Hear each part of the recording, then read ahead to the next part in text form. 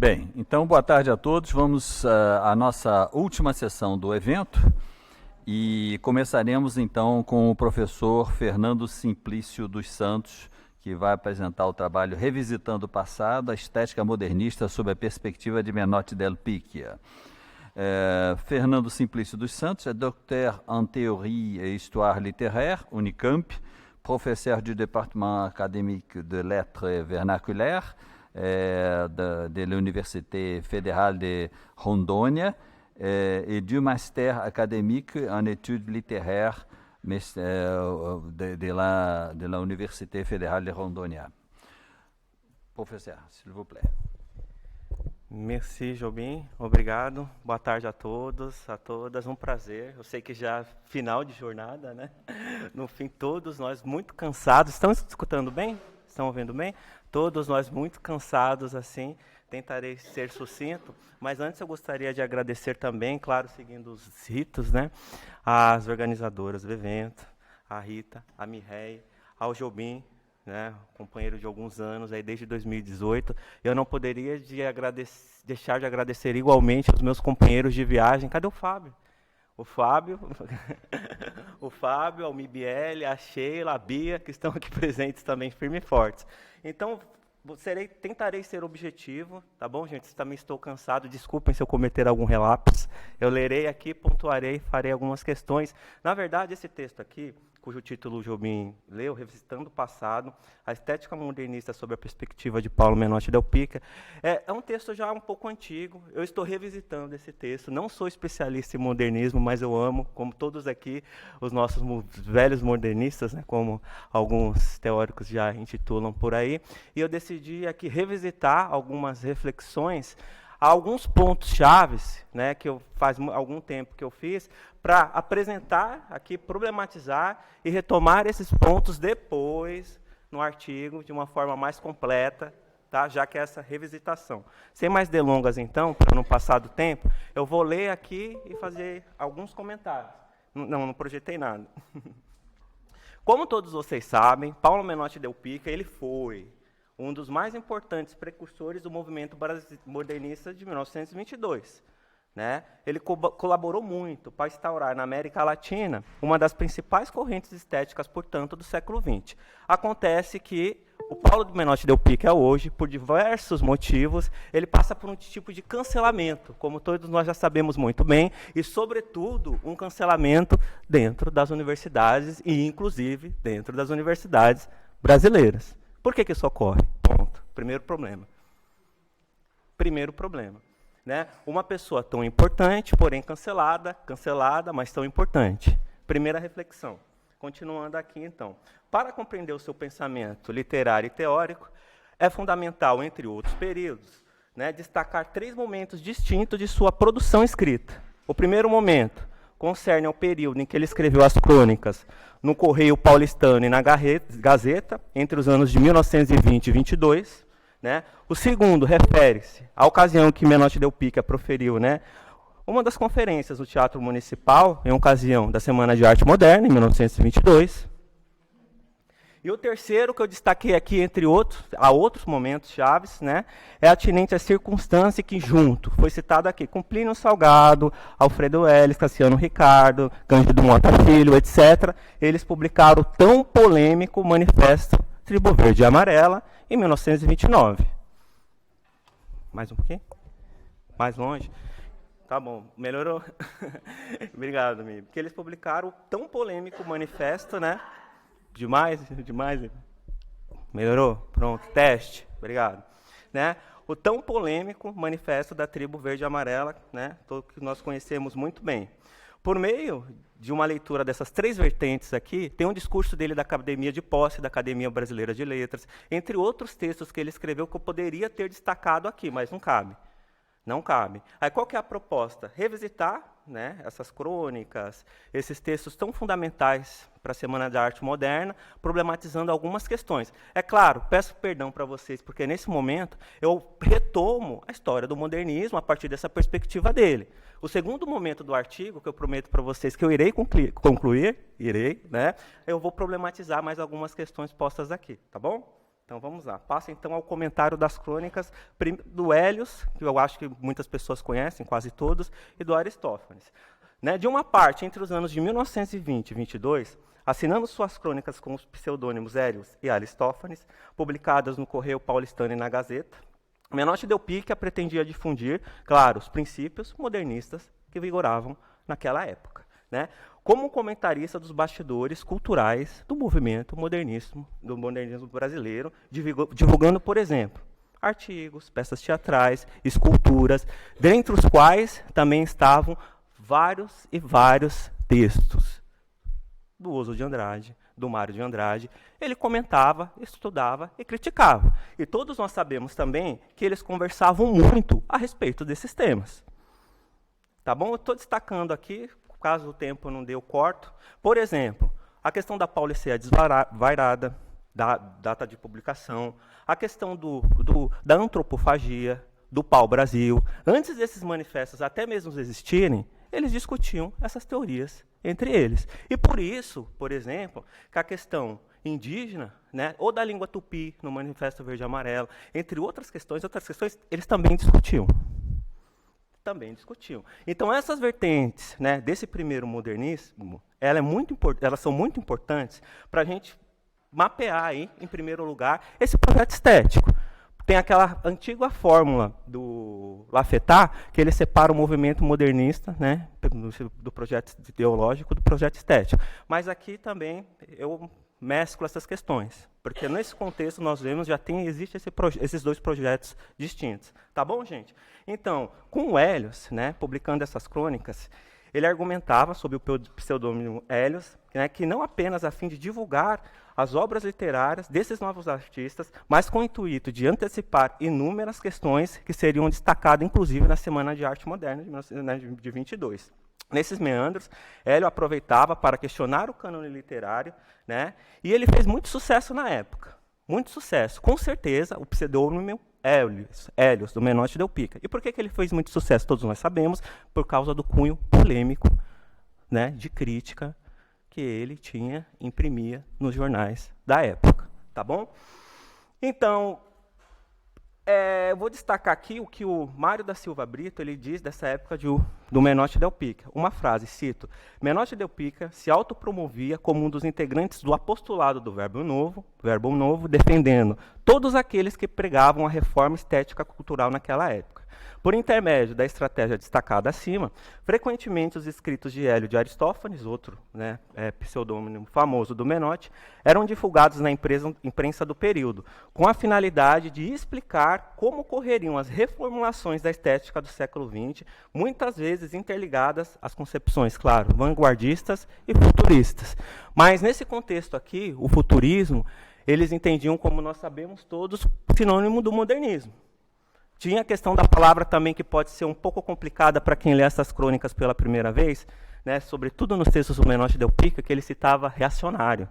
Somos reacionários, né, no sentido de revolucionários também. Só contextualizando aqui essas questões. Né. Não foi por acaso que, entre outros autores da época, como, por exemplo, Oswald de Andrade, né, observaram que, sob a perspectiva do pseudônimo Hélios, a reformulação artística daquela época era considerada subversiva e essencial para todos os modernistas. Tá bom?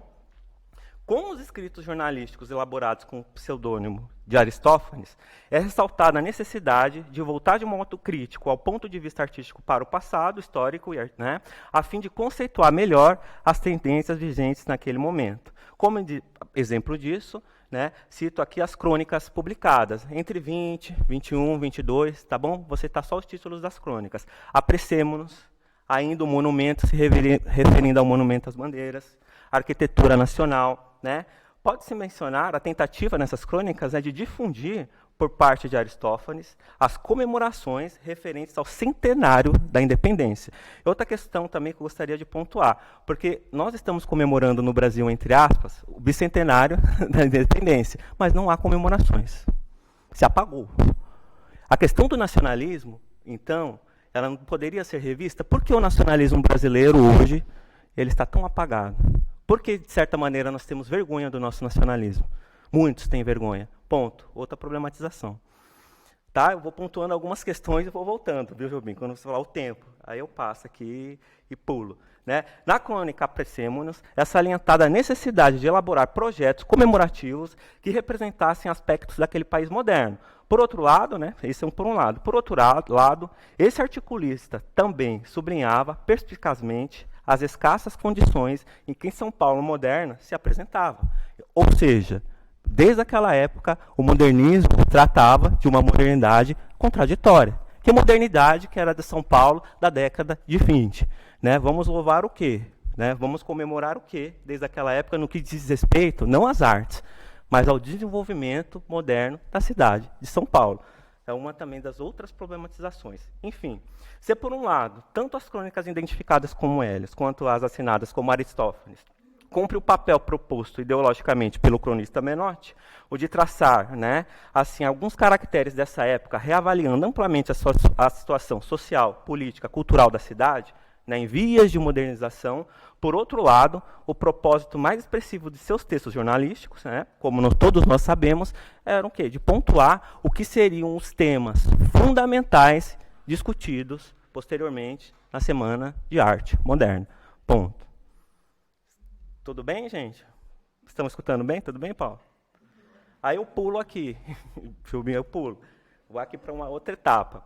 Na conferência feita por Menotti Del Picchia na Semana de Arte Moderna, né, também publicada no Correio Paulistano de 17 de fevereiro de 1922, é explícita a preocupação dele com a reavaliação da situação artística, interligada a uma arte que não condizia mais com a realidade do país. Um ponto fundamental na fala do Menotti Del Picchia durante a Semana de Arte Moderna.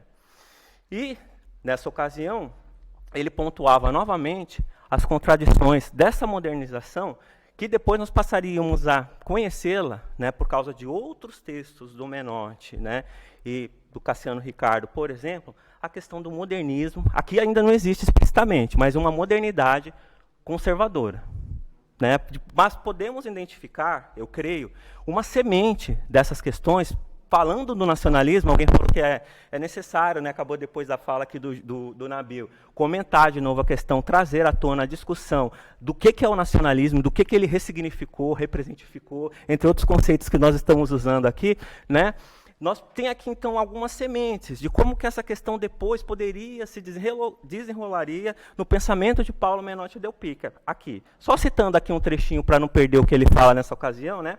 Menotti Del Picchia tinha pleno conhecimento das contradições inerentes à complexa definição de modernidade. Ele sabia muito bem que, em um futuro próximo, a nova estética defendida por ele e seus companheiros talvez já fosse uma estética passadista. Cito: não vos espante o dadaísmo, o tactilitismo, o cubismo, o futurismo, tudo isso passará. Logo mais, né, esses conceitos, esses termos se tornarão novamente uma estética do passadismo, para problematizar essas questões.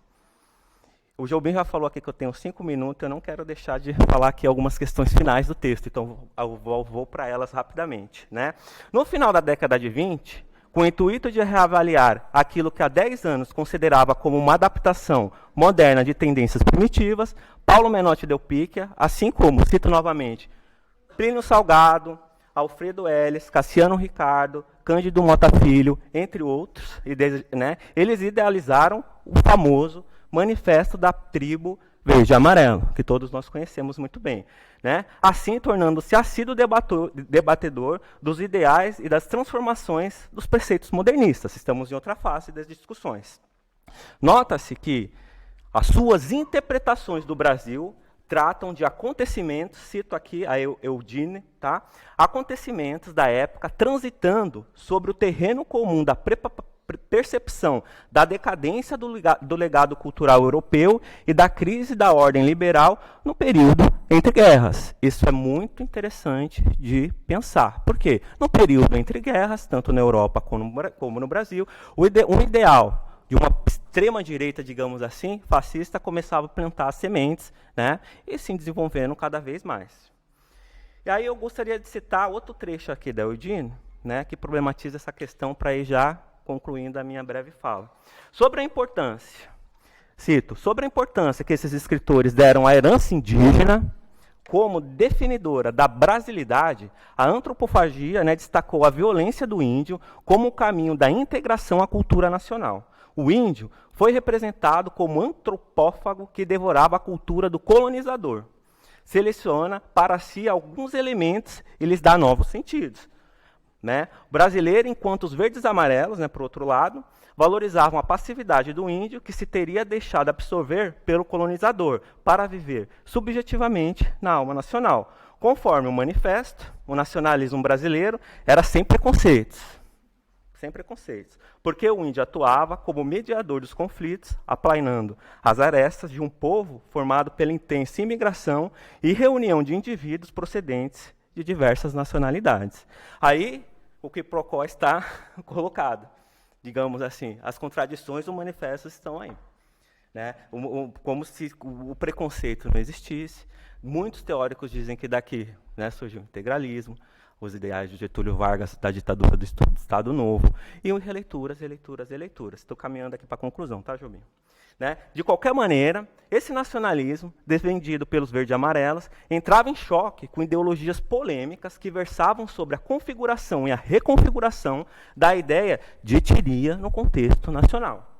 Muitas vezes fundamentadas em teorias de Jean-Baptiste de Lamarck, de Gregório Mendel, entre outros. Por exemplo, da leitura de alguns textos de Menotti Del Pica, por um lado, percebe-se que ele conhecia as tendências eugenistas, né, não buscando explicações literárias para elas, ou estudando essas reflexões em algum dos seus textos. Não.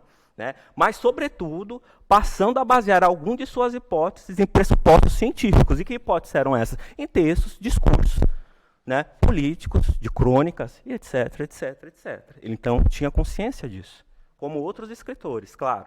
Os integrantes do movimento verde e amarelo pautavam-se, de certa forma, e de forma muito especial, nas teorias do já mencionado aqui pela Lívia, se eu não me engano, do mexicano José Vasconcelos, né, elaborada no texto intitulado La Raça Cósmica, né, Misión de la Raza Iberoamericana, publicado em 1925.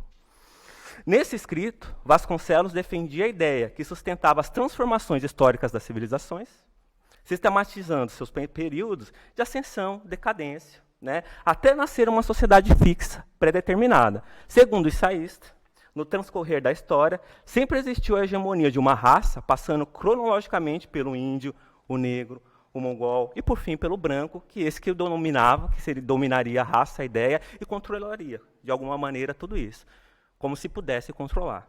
Tá? O fundamental a observar aqui é que, para José Vasconcelos, cada um dos integrantes da raça estava destinado a desaparecer, como eu disse aqui, mas ao homem branco cabia, cabia a tarefa de propiciar um contexto para o fortalecimento de todas as outras etnias. Muito complicado isso.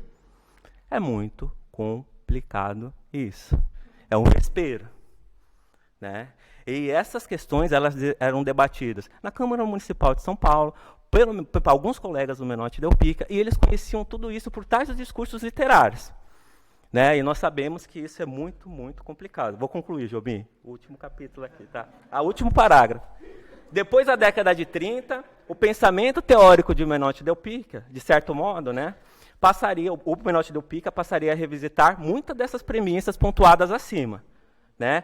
Esse Gedeon do modernismo, por mais ainda que faça parte do cânon, acabou sendo, desculpem a palavra, cancelado pela academia, né, dentro da academia e fora da academia. O que eu acho, particularmente, que não é um mérito, que nós temos que relê-lo e destacar as contradições. Fazer com que isso apareça e reapareça, e assim, pensando e repensando algumas questões fundamentais no contexto atual da cultura, da literatura e da política brasileira. Terminei, Jovem.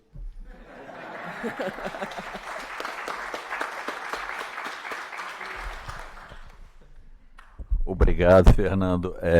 Passaremos então a palavra ao professor Paulo Silveira, que vai falar sobre as imagens para o poema... Oi? As imagens para o poema Cobra Norato, de Raul Bopp. E Paulo Silveira est titulaire d'un master et d'un doctorat en art visuel de l'Université fédérale du Rio Grande do Sul. où il enseigne. Il mène des recherches sur l'histoire et la théorie de l'art, avec l'accent sur l'étude du langage et du contexte des œuvres et dispositifs à la base de l'art contemporain. La perception de l'œuvre d'art et de l'activité artistique, l'esthétique et la rhétorique de la visualité. Il est membre du Comité brésilien d'histoire de l'art et de l'Association nationale de chercheurs en art plastique. Fondateur et coordinateur du groupe de recherche sur les initiateurs de l'art contemporain. Merci. Professor, a palavra é sua.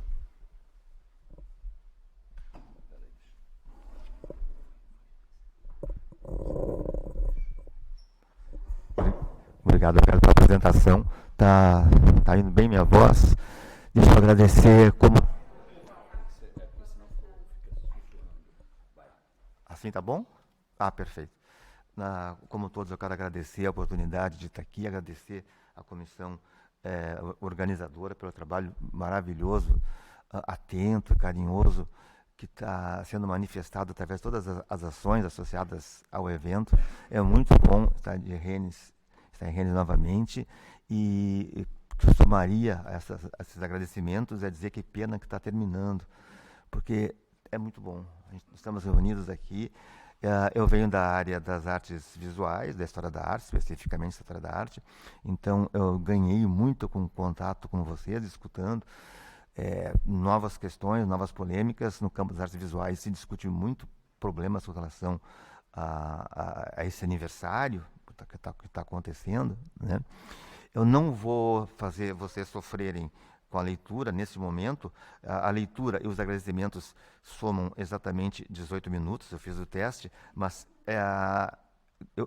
os cortes que eu fiz no texto para caber, né, mesmo ele sendo traduzido para o francês, se alguém quiser eu posso passar a cópia, né, não foi possível corrigir, então fica esquisito, fica um pouco duro. Então eu vou fazer uma fala mais livre, se me permitirem, né, porque vai caber perfeitamente dentro do tema. Basicamente a proposta é estudar dois casos editoriais, alguns casos editoriais notáveis com relação à ilustração, especificamente do livro Cobra Norato, de Raul Bopp, né, e mais especificamente daquelas edições que foram ilustradas por Oswaldo Guild e por Poti Lazarotto, que são os dois grandes nomes associados a eles, né. Na primeira edição do Cobra Norato, né, em Engatu, da margem esquerda do Amazonas, 1931, nós não temos ilustração, porque são dois grupos de situações visuais, né? A concepção da capa e as ilustrações do miolo do livro, porque o poema é um dos poemas que mais traz, ou que mais oferece, né, condições para trabalho ilustrado do ponto de vista do modernismo brasileiro, né? Aqui nós temos um caso em que a capa foi feita por Flávio de Carvalho, é um caso excepcional. Nós estamos falando de um artista que surge dentro do espaço moderno das artes visuais, mas ele é muito mais do que isso. Ele ultrapassa o modernismo, ultrapassa a modernidade e chega até a arte contemporânea. É possivelmente o mais influente artista desse momento no Brasil para os artistas que viriam mais tarde, né? O que a Anne Coquelin coloca como artista embreante no português do Brasil, o arrancador no português de Portugal, de certa forma, o Flávio de Carvalho ele antecipa situações que são da arte contemporânea. É curioso isso, né? Mas a capa aqui está dentro dos preceitos modernos, com elementos assim surgidos, por exemplo, do cubismo, do futurismo, do surrealismo e da art déco, né, juntos no mesmo trabalho, né? E o que é notável, né, é sempre os livros são dedicados a Tarsila, que Bopp entendia como sendo a verdadeira chefe. Ele usa essa palavra chefe, né, do movimento moderno, né. O segundo volume, que é a segunda edição, que é a mais importante do ponto de vista artístico, provavelmente, né, e é o motivo dessa queixa que eu estou fazendo aqui, porque nunca mais foi reeditado, né, foi concebido editorado, planejado, coordenado e impresso por Oswaldo Guild.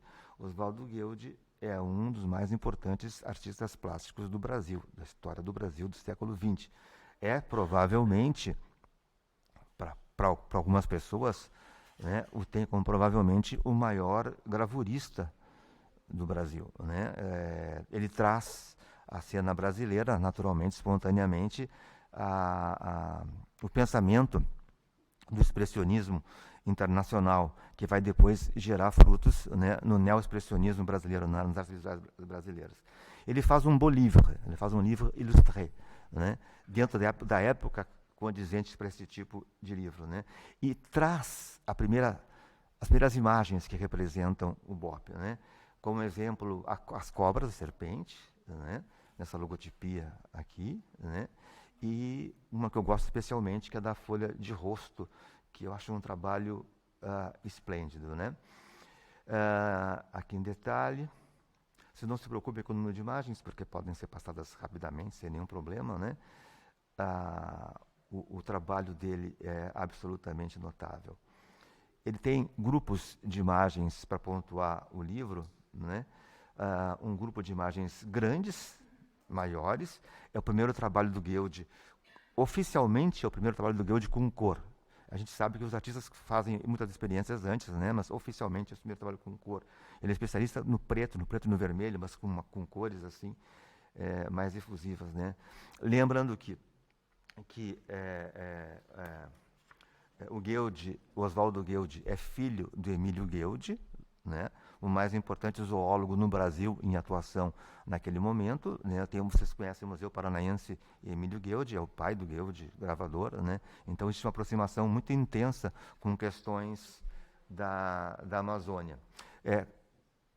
Um parênteses, né? No começo do artigo eu falo rapidamente uma pequena biografia do Raul Bopp, uma pequena biografia deles e também um pequeno resumo do poema em si, que eu não vou fazer isso aqui, seria um absurdo, né? Mas para o artigo, sim, né?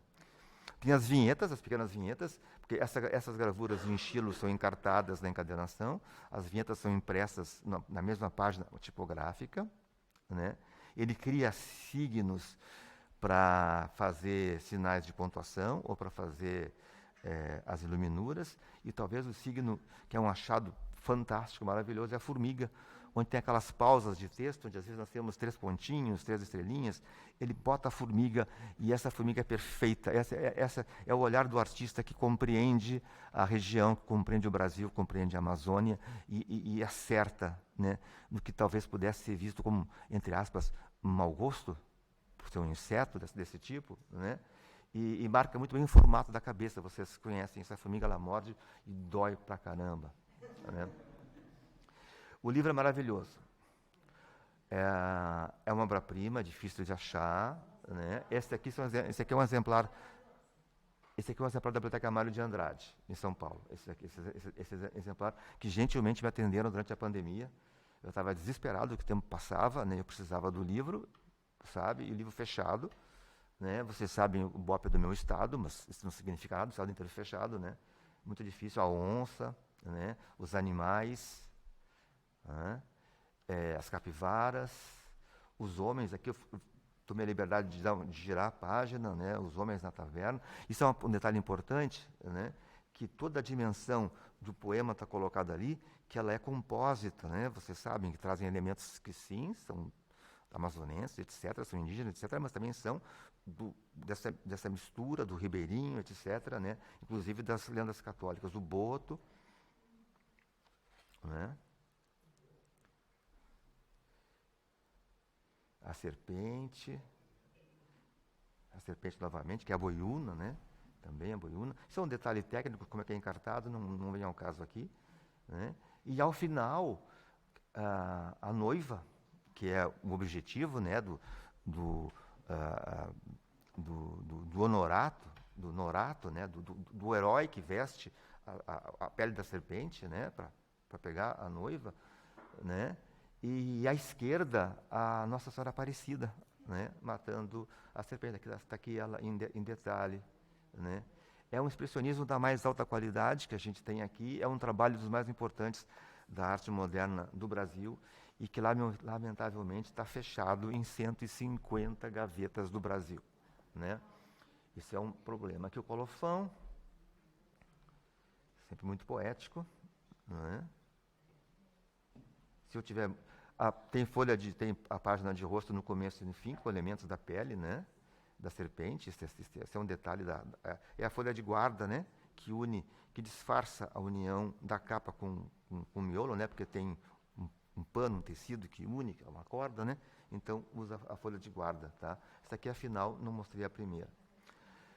Depois aconteceram novas edições, né? Essa aqui, com capista, né? O Zoltán Kemeny, que é húngaro ou austro-húngaro. Hoje a gente chama de húngaro, mas então se chamaria de austro-húngaro, né? Que fez a capa. Depois, a nova edição feita em Barcelona, com capa de Juan Miró. Há uma contagem problemática nas edições, porque o organizador da edição, a catalã, né, ele fala que foi feita uma edição prévia dos poemas, né, e não está contado, não está contabilizado. Isso é um problema a ser resolvido pela pesquisa, não vou... Né, enfim.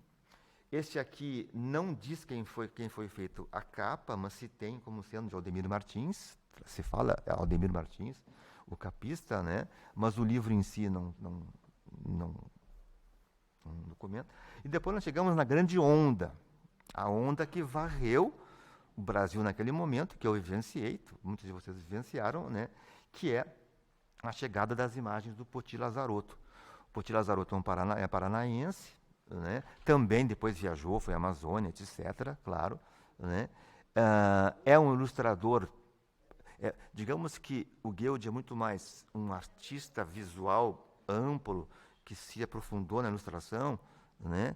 Enquanto que o Poti Lazzarotto pode dizer que é um ilustrador, né? Que depois se aprofundou, se abriu para as artes visuais através da pintura mural, por exemplo, que ele foi um excelente muralista, né? Aí acontecem as situações, vocês veem uma cobra virada para a esquerda, outra cobra virada para a direita, já falamos, eu e Laurence, a respeito disso, né? Por causa são situações gráficas típicas dos anos 70, né? Com o advento do aumento do poder do offset, né? E que permite jogos de viral fotolito, então a criação faz esse tipo de coisa, né? Sabiamente utiliza aquela serpente de brinquedo articulada que se usa no Brasil, como tem na França, como tem no resto do mundo, é uma coisa, né, é quase warburgiana, porque tem por vários locais, né, em duas linhas. Uma linha é Cobra Norato e outros poemas, e a outra linha é só Cobra Norato, né? Na linha Cobra Norato e outros poemas, a serpente, na realidade, é a primeira imagem dos outros poemas. Essa serpente não pertence efetivamente a Cobra Norato, né? Mas com o avançar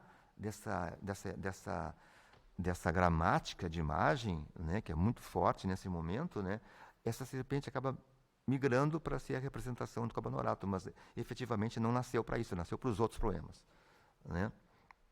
Enfim, aqui tem várias imagens, né, eu posso passar rapidamente, então você vê outros poemas, né, e aqui entra então a serpente, né? Tá? Nas diversas edições, eles têm aqui, desculpa, foi colocado no scanner essas imagens, tá? Deveriam ter sido feitas por um aluno meu, que iria me ajudar, mas não foi possível, né? Por motivos pessoais, não foi possível, né? Então foi usado o scanner, né? Que fica um pouco feio as imagens. Nesta aqui é uma edição posterior, em que a frase, o verso, que é o esteio da imagem, da ilustração, está junto na mesma página. Nas versões anteriores, tem a ilustração numa página limpa e na página seguinte o verso sozinho. Aqui, propositadamente, está assim, porque é mais fácil, né? Eu estou ficando velho, eu me lembro mais fácil se eu já enxergar aqui direto o texto, né? Uma questão de estratégia. O Poti utiliza muito de imagens que são do tempo dele, não é um artista absolutamente moderno, não é, né? Ele tem afinidades com a linguagem publicitária do momento, dos anos 60, dos anos 70, que é muito forte, né? Era um outro ponto assim, que poderia estar nesse evento, né? Também essas situações. E ele é muito rico e ele é muito poderoso, né? Ele é mais fácil de ser decodificado o trabalho dele, né, porque não tem aquele mesmo tipo de situação que acontece com Goethe, né? Ou seja, é muito mais metafórico, né, e a metáfora facilita a interpretação, né? Quando parece mais naif, quando parece mais ingênuo, né, as pessoas parecem que tendem a ter um pouco de dúvida, mas enfim, né? Isso, a força disso, eu trouxe aqui como exemplo um comentário.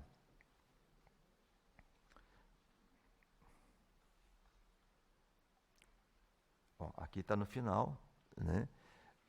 Ele também utiliza a imagem da santa sobre a serpente, né? Da santa que vai fazer a finalização, né? Então, isso vai ser um ícone importante de compreensão do poema, né? Nesta edição, a cobrinha volta lá para o final novamente, né? Depois, há uma nova edição que é atual, que é do Ciro Fernandes. Ciro Fernandes é paraibano, né? É uma outra ótica, uma outra estética, né? A mesma editora José Olímpio utiliza o trabalho do Ciro. O Ciro é brilhante, né? Mas ele sintetiza elementos, estilemas, que são muito mais apropriados para imagens do Nordeste brasileiro do que propriamente do Norte. Tá? Mas, enfim, é uma liberdade que o artista tem. Ainda assim, as ilustrações são excelentes. Também são metafóricas, bastante metafóricas, né? E compositivas. Essa é a edição que está à venda no mercado hoje, no Brasil, né? Tá? Então, o boto, por exemplo, aqui virou um peixe de escamas, porque né? Um boto não é um peixe de escamas, é um mamífero, você sabe, mas isso é uma situação que diz respeito à própria formação do artista, né? Vai dar tudo certo o tempo, não tem problema. A noiva, a serpente no final. É a última edição que saiu, a edição francesa, foi no ano do Brasil na França, né? Essa editora de Nantes, então editou um trabalho muito bonito. Aqui são imagens da internet, eu tenho um livro em casa, tá? Mas eu usei imagens da internet que estavam melhores que as minhas fotos, né? Então, essa artista, Sandra Machado, ela é designer, sobretudo designer de moda, ela utilizou um outro recurso, ela utilizou elementos indígenas. Então, nesse caso, o livro é despido dessa dimensão multifatorial que tem na Amazônia. Ele é a luz do nosso tempo presente, né? Ou seja, o privilegiado é o elemento indígena, né? Isso poderia ser comentado criticamente, aqui não é o caso, né? Mas ainda assim o trabalho dela é bonito, e viajou pela França, houve uma exposição no Ano do Brasil na França desse trabalho. Faço um comentário aqui, já para finalizar, me conduzindo para o final, né? Eu tive a felicidade de ver alguns trabalhos aqui que eu trabalhei, inclusive o Colombo de Palmares, do Benjamin Perret, que alguém apresentou aqui. Aquele livro foi preparado por mim, editorialmente, né? E durante um certo momento eu colaborei com a professora Zila Berno em alguns trabalhos que ela fez, sobretudo de divulgação, né, de textos mais imediatos do campo literário, depois também literatura comparada, etc., né? E essas capas fui eu que fiz, junto com ela, né, discutindo a respeito, né? Na primeira edição do Literatura e Identidade Nacional, discutimos a respeito do Vicente do Rego Monteiro, que eu gostava muito, né? E ela, pena que não está aqui para relatar, né? E ela gostava muito do Poti Lazarotto, né? Então voltamos para o Poti Lazarotto para a segunda, terceira edição, e depois parece que teve mais uma edição depois, eu não tenho certeza. E aí, o que vamos fazer? Então, assim, ó, há esse saber dela, da professora Zilá, de que o Poti Lazarotto era que efetivamente comunicava, porque o Goethe não era conhecido das pessoas, né? E era difícil de... E que imagem? A imagem da Nossa Senhora, que eu prefiro mais da Nossa Senhora, porque tem, né, a Aparecida, né, tem esse vigor, né? Mas eu retomo aqui, e essa é a minha queixa, de que um dos mais importantes livros, Beau Livre, Livre Illustré, feito no Brasil durante o modernismo, que é este livro, que é a segunda edição do Cobra Norato, nunca foi refeito, e poderia ser refeito, e deveria ser refeito. Nós precisamos desse livro, né? A gente tem, por exemplo, facilmente encontra Jazz do Matisse, publicado amplamente no mundo inteiro, né? Não o jazz no Matisse verdadeiro, claro, mas impresso em offset, com tintas especiais, é possível fazer. Nós temos pessoas competentíssimas para isso, nós estamos privando, né, essa é a minha queixa, daquele trabalho que eu, pessoalmente, reporto como mais importante edição, né, do tipo, neste momento, no Brasil. Né? Então, esse livro deveria ser refeito e não foi feito, e eu quero chamar a atenção para esse fato, que é um dos propósitos desse texto, dessa apresentação que eu estou fazendo hoje. Né? Ele surge com os símbolos que vão se consagrar mais adiante com os outros seguidores dele, né? Porque Oswaldo Guild ele é um gigante, ele é colossal, né? Enfim, e seria muito bom que ele voltasse. Essas referências são dos livros fotografados aqui, né? E algumas outras, porque na realidade as referências são enormes, é muita coisa, né? Enfim, eu roubei o tempo de vocês, mas deu certinho no tempo, estou satisfeito. Obrigado por vocês, pela paciência.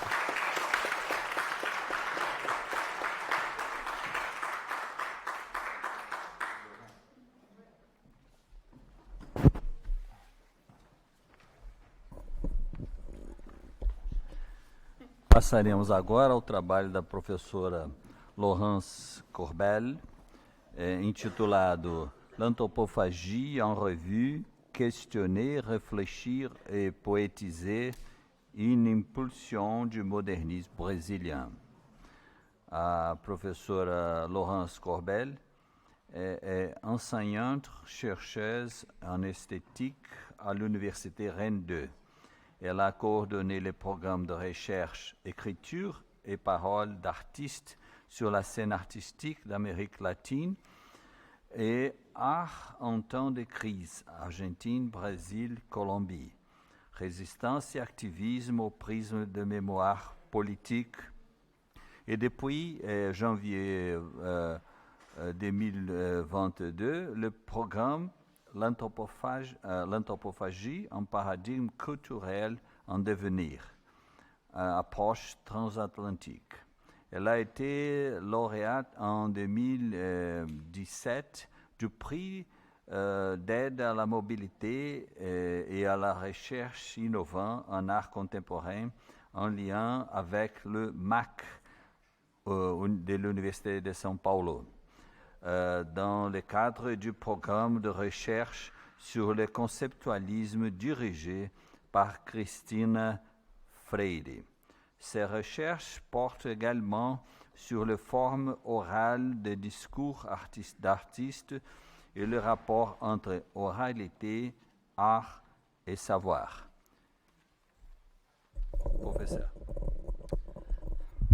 Obrigada. Non fará português, desculpa.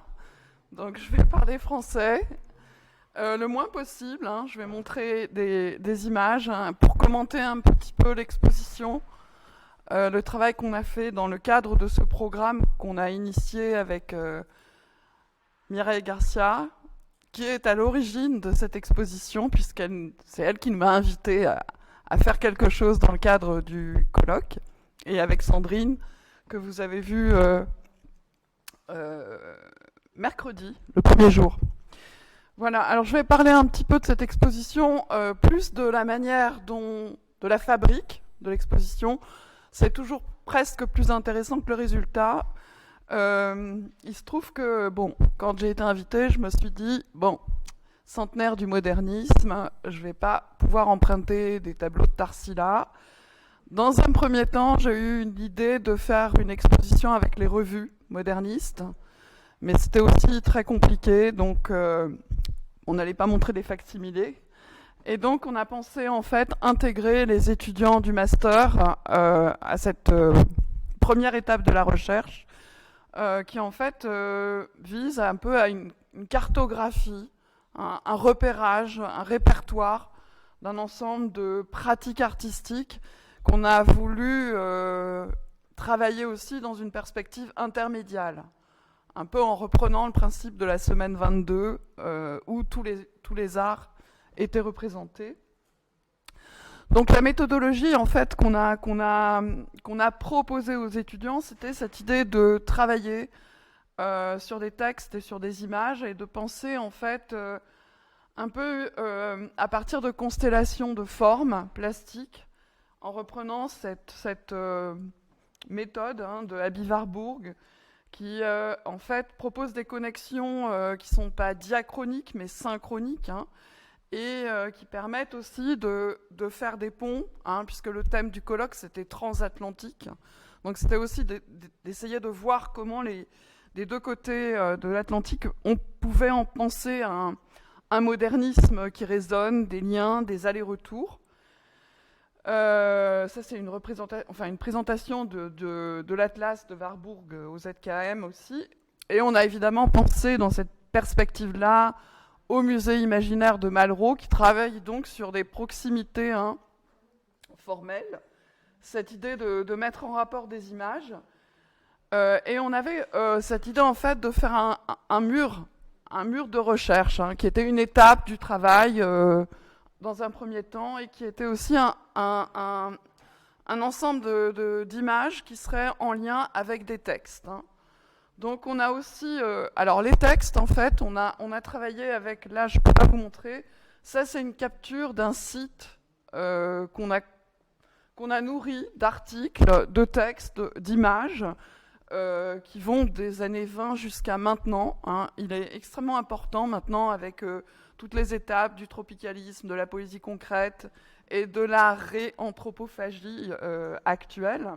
Et donc les étudiants ont travaillé un peu en autonomie sous notre, on va dire, notre regard attentif. Et dans un premier temps, on avait décidé de travailler sur le manifeste. Donc on leur a distribué le manifeste, ils ne parlent pas portugais.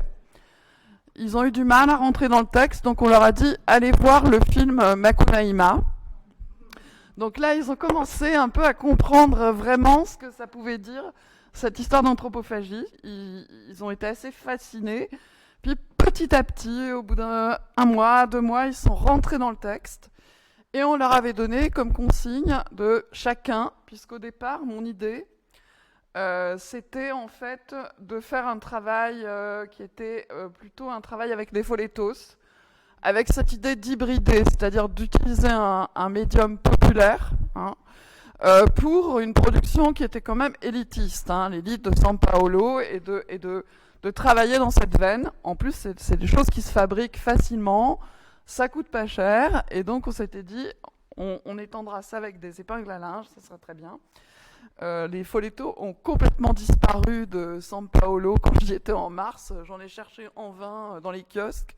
Il y en avait beaucoup avant. J'en ai plus trouvé. Je ne sais pas ce qui s'est passé. La pandémie est passée par là. Il y avait quelques folletos anti-bolsonaristes, mais c'était tout.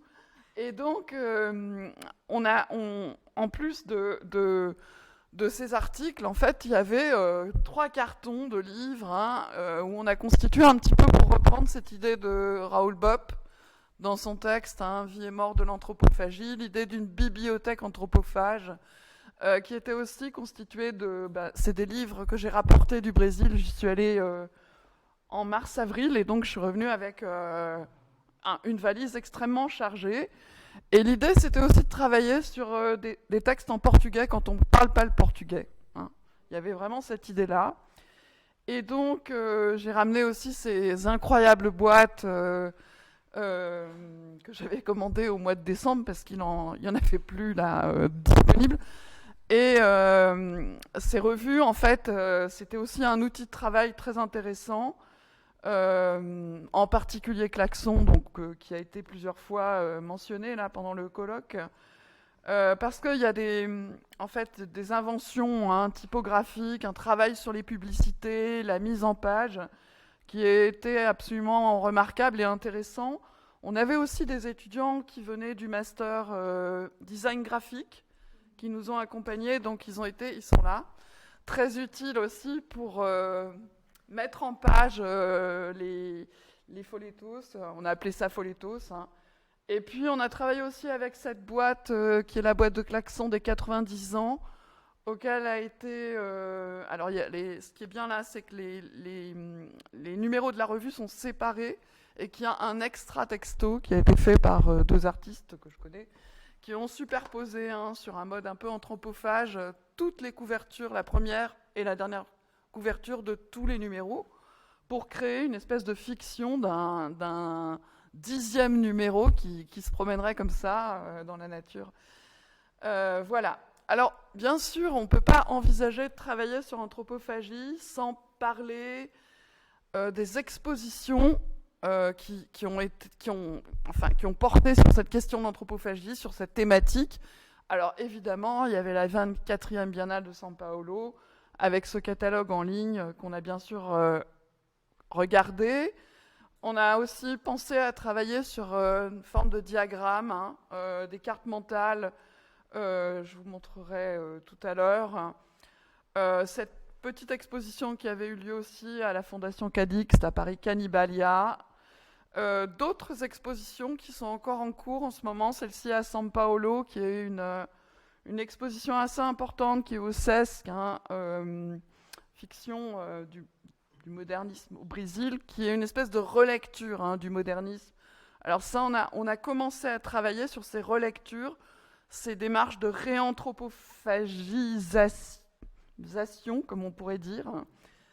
Donc on avait fait une cartographie des notions pour essayer de se repérer un peu. Alors ça, c'est vraiment un travail en cours parce que c'est extrêmement compliqué en fait de dégager la spécificité de ces opérations anthropophagiques, aussi bien en littérature qu'en les arts visuels.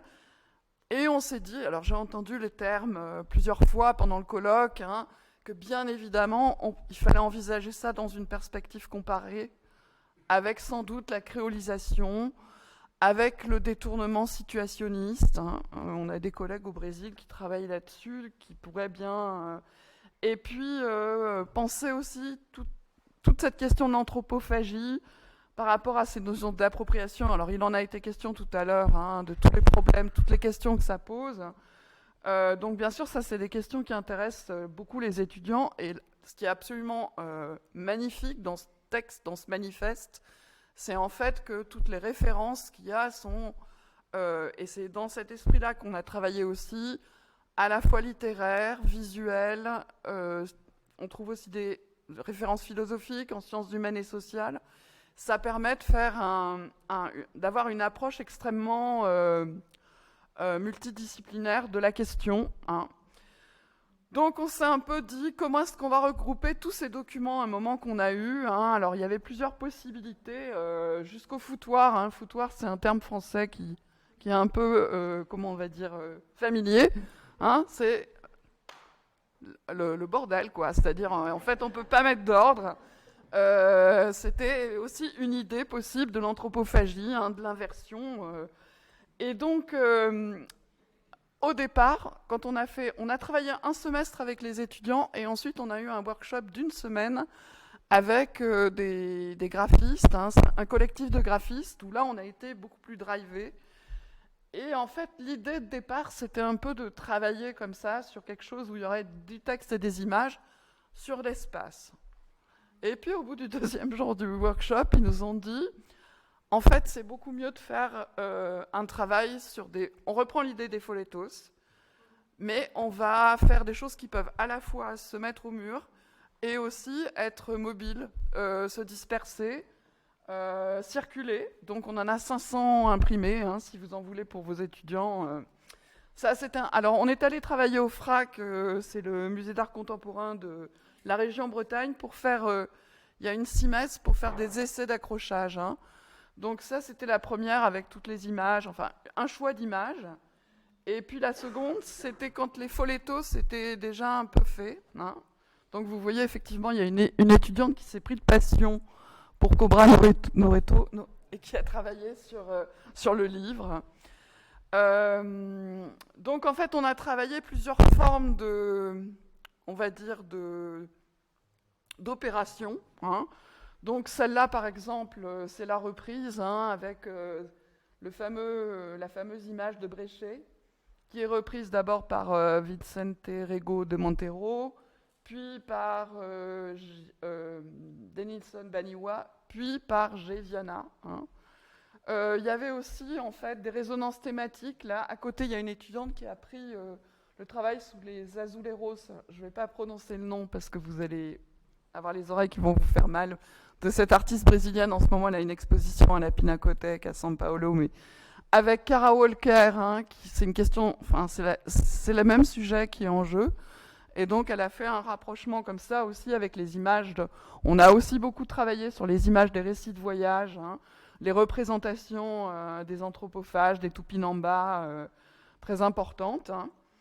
Et donc, bon, à la fin aussi, on a pris enfin en compte ces relectures hein, dans les expositions qui ont été présentées déjà en 2019. Hein.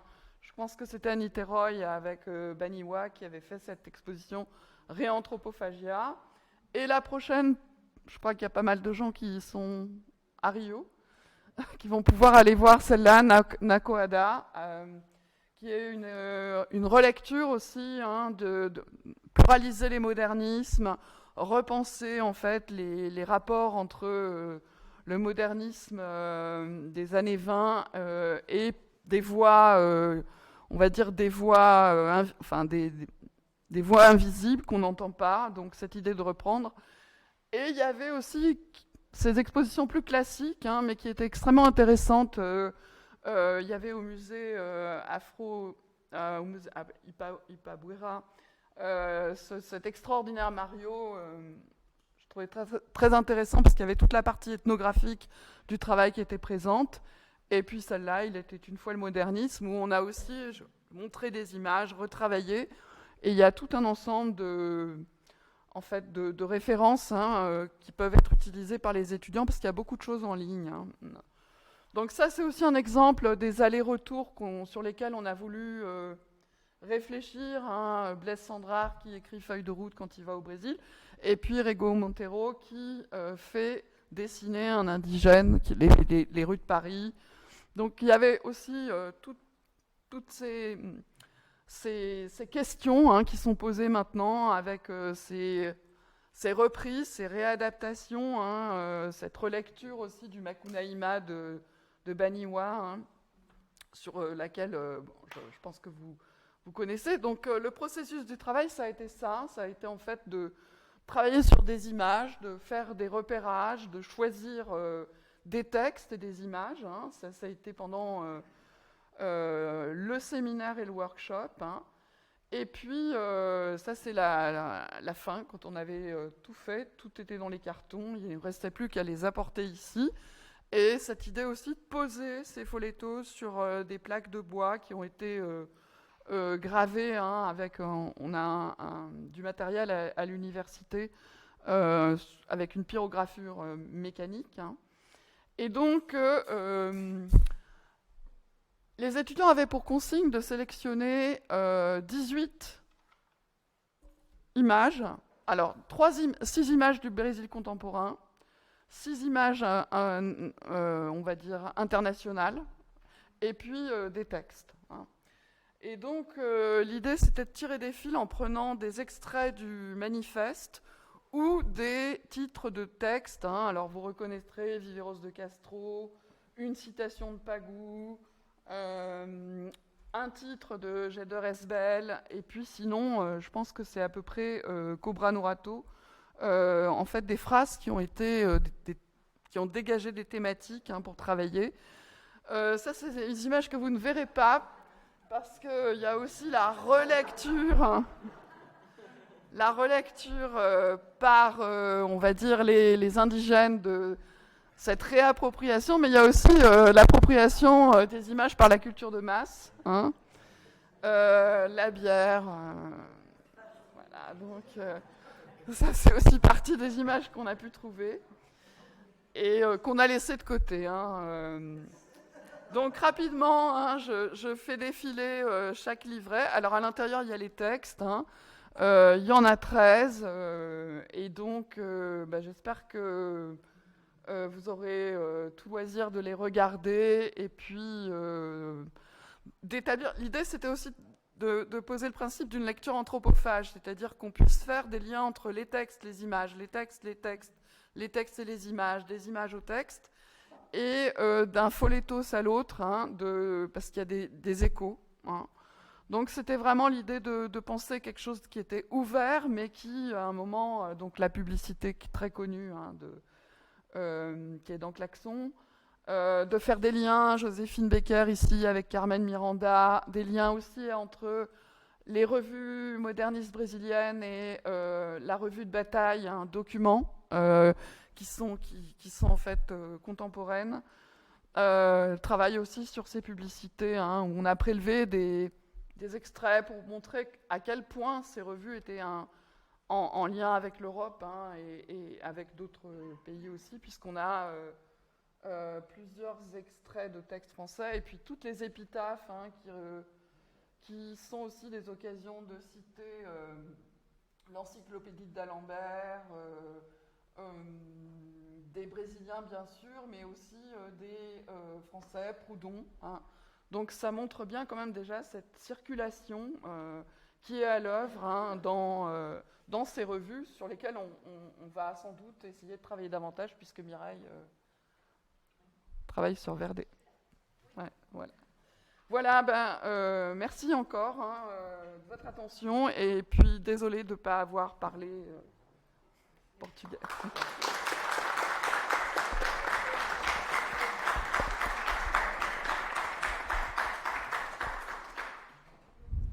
Muito bem. Então, estamos agora abertos às perguntas. Rita. Oui, bon, encore une fois, féliciter tous les participants à cette table. Et mes mots, ce sont des mots de remerciement qui s'adressent d'abord à Laurence Corbel pour ces projets, ces projets magnifiques qu'elle a réussi à réaliser avec ses étudiants. Et là, je pense que, c'est-à-dire son projet est bien dans l'esprit de notre colloque, de ce que nous avions proposé, le modernisme brésilien, 100 ans après, circulation, dialogue transatlantique, héritage et relecture. Et une relecture qui met en rapport littérature, art plastique, le département de portugais, les arts plastiques de Rennes 2. Et ça, pour nous, c'est très important. Desculpem, mas...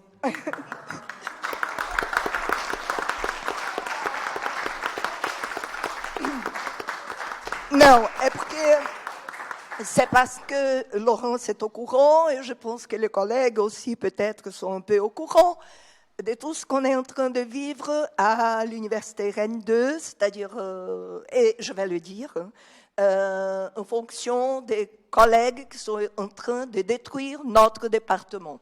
Então, vou dizer em português para que todo mundo entenda. Estamos vivendo um momento muito difícil e nosso departamento está em perigo. E no momento desse, ter esse tipo de colaboração, né, entre Mireille, que representa o departamento de português, e a Laurence Corbel, é extremamente importante para nós. Então, por isso, daí a minha emoção. Desculpem, mas eu sou assim e continuarei. Mas acho importante deixar gravado e registrado, né, o momento que nós estamos vivendo, mas que vamos superar. Nous allons continuer. J'aimerais aussi remercier la collaboration de Paulo Silveira. Obrigada, Paulo, por ter trazido também esse material tão importante. Eu teria uma pergunta para você em relação à segunda edição, né, do Oswald Goeldi.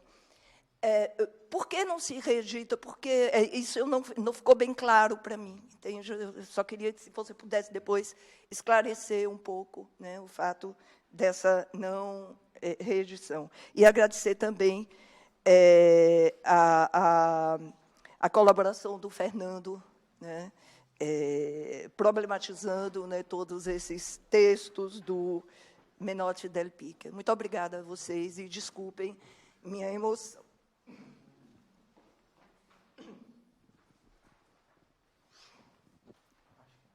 Mais alguém que... Ah, lá em cima, Paulo.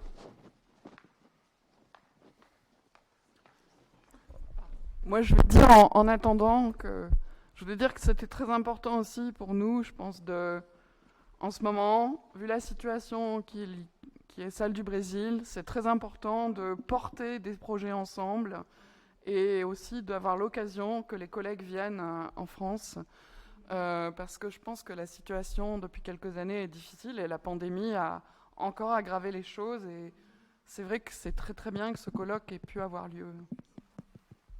Alô. Bom, tá funcionando aqui? Tá, ok. Eu queria fazer uma pergunta sobre essa relação do Menotti Del Picchia com o José Vasconcelos.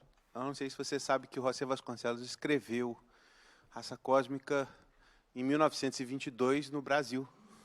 Ele veio para a exposição do Centenário da Independência, no Rio de Janeiro, inaugurou lá a estátua do Cuauhtémoc, que até hoje está lá no Flamengo, né? no aterro, uma estátua que ele particularmente detestava, porque representava o Cuauhtémoc, que é o último comandante azteca, mexica, né? E que era uma estátua que tinha sido feita pela Tiffany, que era uma empresa americana, que era uma coisa que ele detestava verdadeiramente, que era os Estados Unidos. Tanto que ele faz um discurso em que ele fala quase todo o tempo sobre a base da estátua, ao invés de falar da estátua. Mas essa influência, ela é admitida por eles? Como é que é essa história? Porque José Vasconcelos, depois, no período da Segunda Guerra Mundial, vai editar uma revista pró-nazi, né? No México, né? Então, eu não sei se há esse contato. Mais alguém? Ah, Brigitte.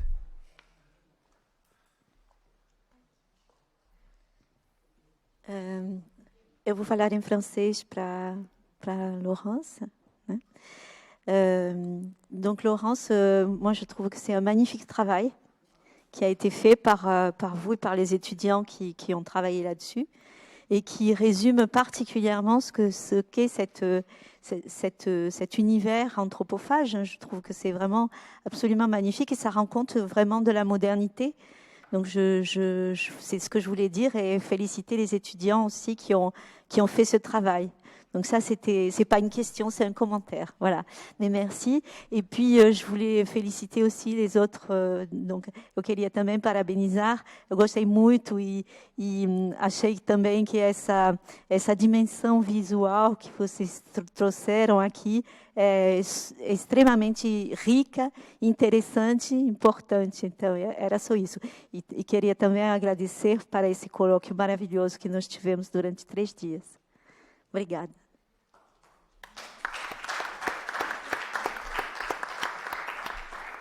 E tem a professora Lívia Reis ali.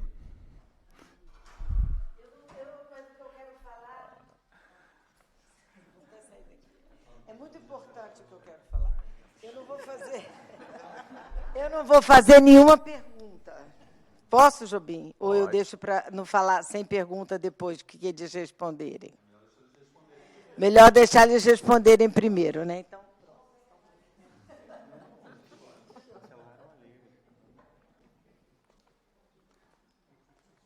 Muito bem. Então, nenhuma outra questão? Vamos então passar aqui para os palestrantes. É você, pela ordem. O Paulo, escutando todo mundo, né?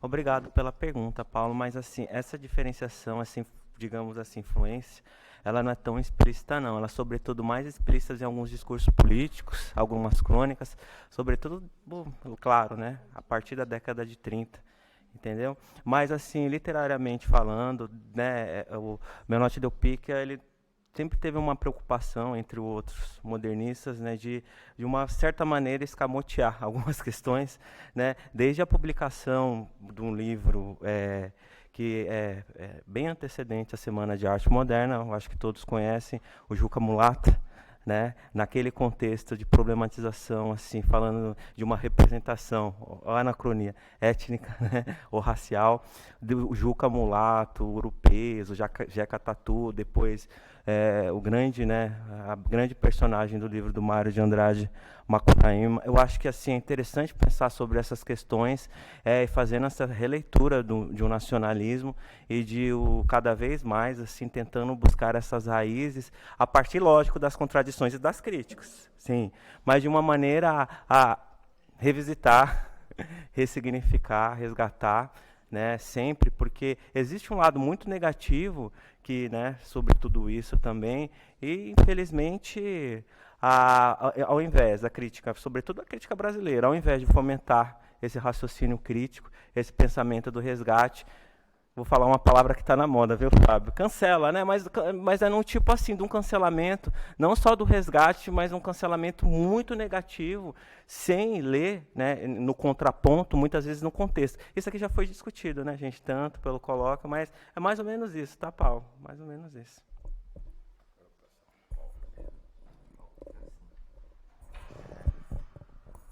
A Rita perguntou a respeito de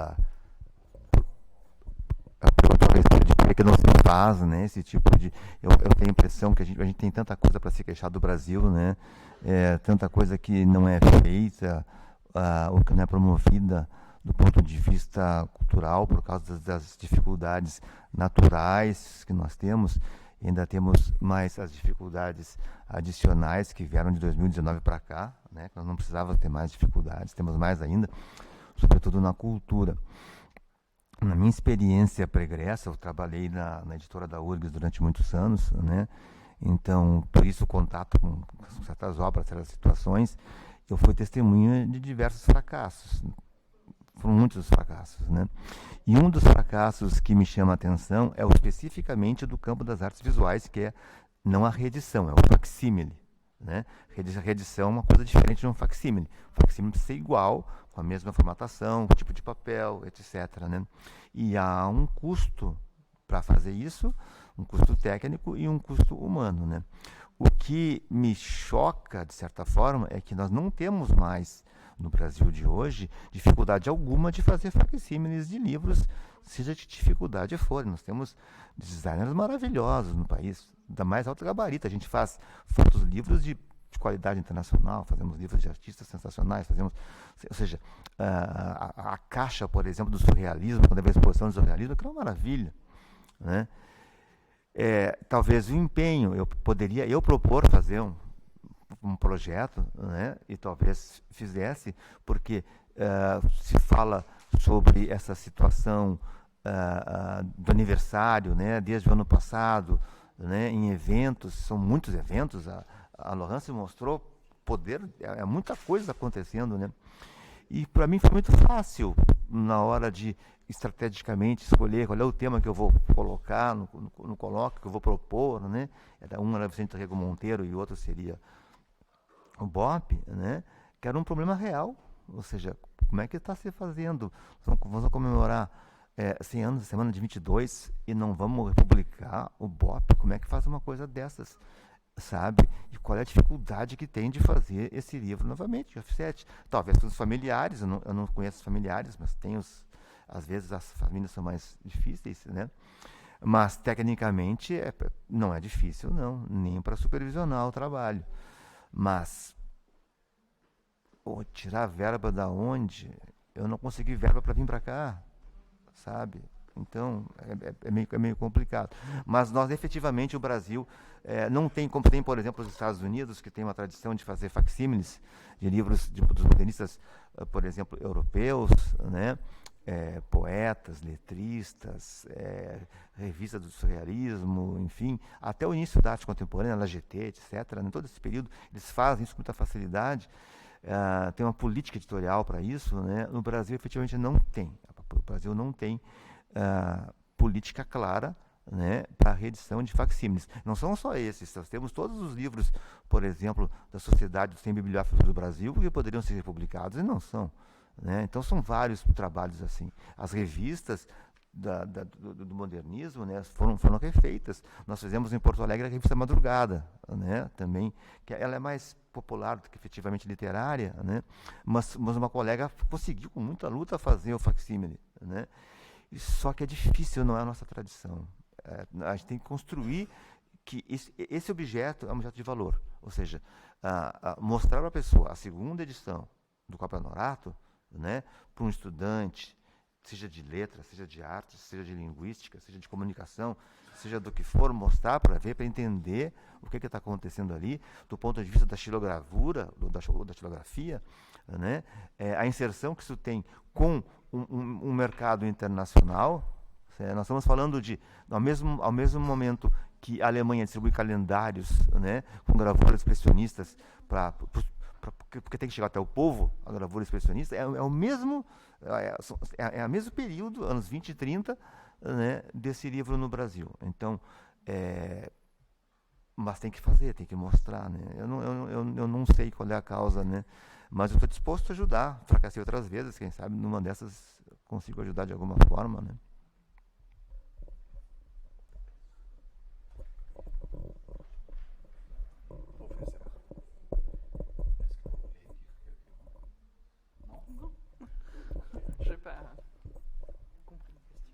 Ok. Professora Lívia. Gente, olha só, eu queria pedir para a Rita e para a Mireille irem lá para baixo, por favor. Por favor, Alê.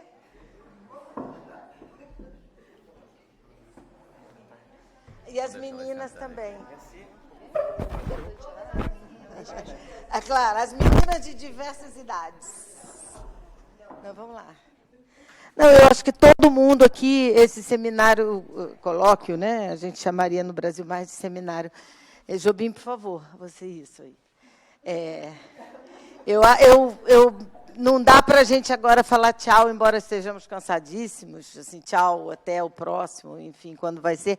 Eu acho que todos os que aqui estamos ainda, né, depois desses 3 dias tão intensos, estamos extremamente gratos ao trabalho que vocês fizeram, a proposta desde o início, essa proposta que, na verdade, o modernismo brasileiro, 100 anos depois, tem que ver com esse grande projeto, né, que vocês fazem aqui, que a gente faz do nosso print, que saiu aqui da cabeça do meu amigo Jobim, que está atrás das circulações. Eu hoje no almoço falava para ele que ele é das poucas pessoas que faz da vida e do projeto de pesquisa a mesma coisa. Ele junta, ele faz circulações culturais e acadêmicas em todos os níveis da vida pessoal e acadêmica. Eu acho que eu não perguntei a ninguém se eles estavam me delegando a voz, não, mas eu acho com certeza que todo mundo está muito feliz, não só porque foi a nossa volta à vida acadêmica, de uma maneira que a gente gosta, mas porque foi muito legal pelo afeto, pela colaboração, pelo alto nível intelectual. Então, é isso. Uma salva para as meninas que estiveram aqui o tempo inteiro também. É isso. A gente só quer agradecer. A gente só tem a agradecer.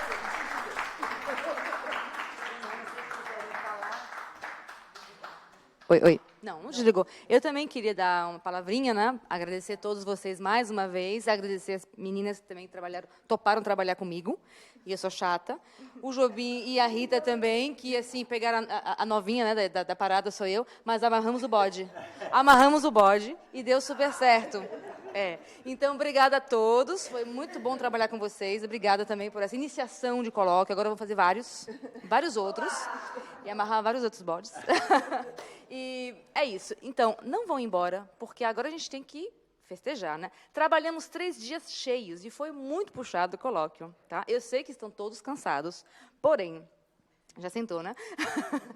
Vamos sair, vamos brindar um copinho antes que todos... Né? Vinho, exatamente. Obrigada, gente. Obrigada a todos.